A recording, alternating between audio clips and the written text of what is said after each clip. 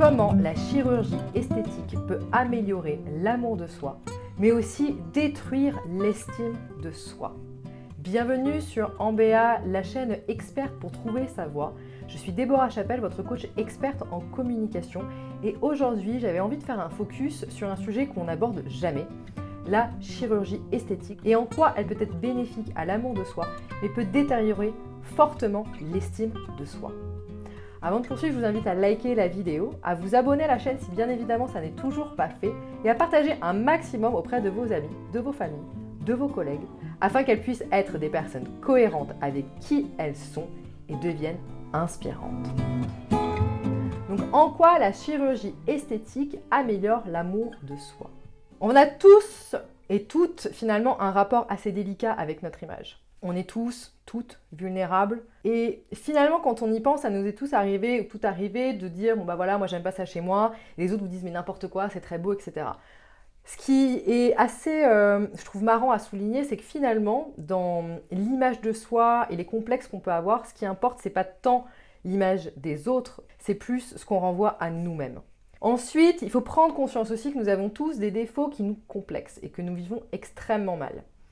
C'est pas juste des petits complexes, c'est vraiment des choses que nous voyons quotidiennement et qui nous empêchent de nous aimer. Il faut prendre conscience de ça, et quand quelqu'un vous fait part de son défaut qui le déstabilise et qui lui fait du mal, évitez de lui sortir la phrase bateau du « mais non, ça fait ton charme ». C'est tout sauf ce qu'une personne a envie d'entendre. Entendez la douleur et la souffrance de cette personne face à un défaut physique qu'elle peut avoir. Là-dessus, ce qui est très intéressant, c'est que finalement, la chirurgie esthétique vous apporte ce changement-là. C'est-à-dire que quand vous passez sur le billard, il y a clairement un avant et un après. La chirurgie permet une réelle modification physique de ce qui gêne et vient retirer le problème. Donc, la chirurgie esthétique crée le changement, qui va du coup répondre à votre complexe, des complexes bien profonds que vous n'aurez plus parce que vous aurez pris la décision de passer par la chirurgie esthétique. Je vous amène à différencier la chirurgie esthétique de la chirurgie réparatrice. La chirurgie réparatrice, c'est quelque chose qu'on répare, comme il le vient son nom. Donc ça va être souvent, ça peut être des cicatrices dues à des accidents. Pendant la Première Guerre mondiale, on a fait beaucoup de chirurgie réparatrice avec les gueules cassées qu'il y avait. Et d'ailleurs, mon arrière-grand-père en était donc une gueule cassée. Donc il y a eu des reconstitutions de visage assez impressionnants dès la Première Guerre mondiale. Ça, c'est une chirurgie réparatrice. Qu'est-ce qui va se passer quand on choisit, quand on saute le pas vers la chirurgie esthétique? Finalement, on va apprendre à nous aimer et on va aimer cette nouvelle apparence de nous-mêmes. Ce que j'aimerais que vous preniez conscience parfois, c'est aussi que nos défauts, finalement, font de nous notre particularité. Ça peut être un grain de beauté, ça peut être des cicatrices, par exemple des cicatrices de naissance, des taches de naissance. Et je crois que c'est important parfois de prendre conscience que c'est ce qui fait notre différence et c'est ce qui fait que ça nous rend beau.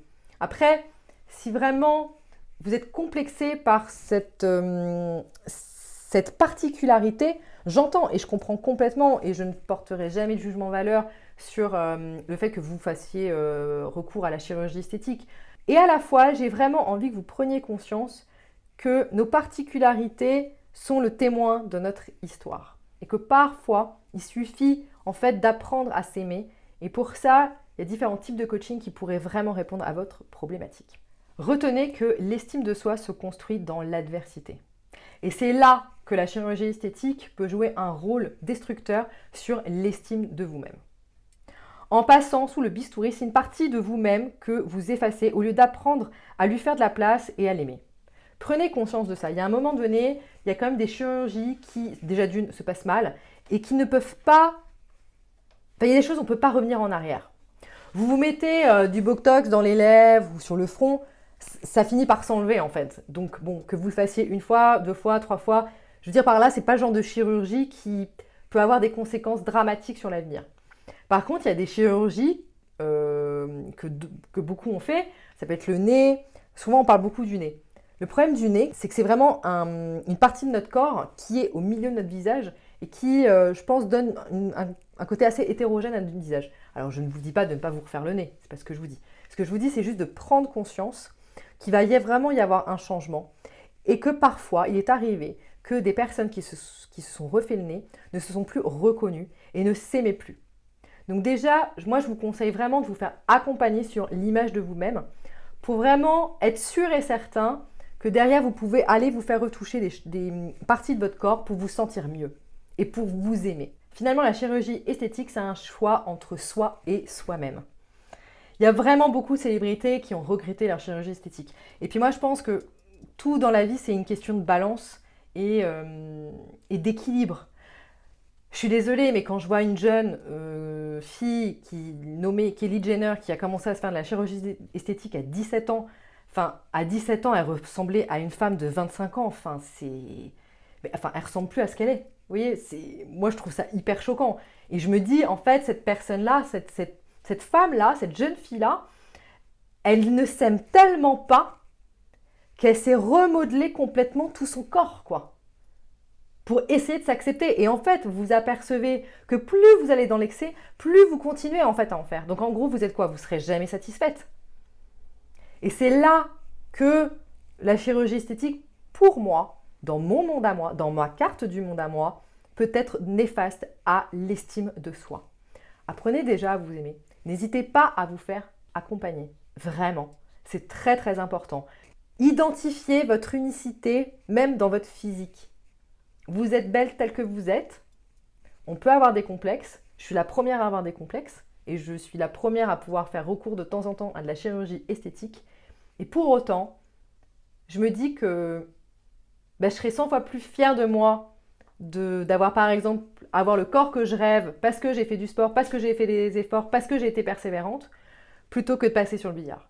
C'est mon prisme à moi, ce sont mes décisions à moi qui ne regardent que moi. Je n'émets pas de jugement de valeur encore une fois. Je vous invite juste simplement à prendre conscience que vous avez les ressources en vous pour apprendre à vous aimer avant de passer par de la chirurgie esthétique excessive. Tout est une question d'excès. Je vous remercie beaucoup. J'espère que ce moment de coaching a pu vous aider, vous apporte des réponses. Je vous ai préparé une petite liste, un petit exercice justement pour apprendre à aimer votre corps. Je vous invite à cliquer sur le lien. Je n'ai même pas besoin d'avoir votre adresse email. Vous aurez le document directement en PDF. Je vous souhaite une excellente journée. N'oubliez pas de liker, de vous abonner à la chaîne et surtout de créer avec moi ensemble une grosse communauté pour devenir des personnes cohérentes et inspirantes. Je vous dis à très bientôt. Bonne journée. Ciao.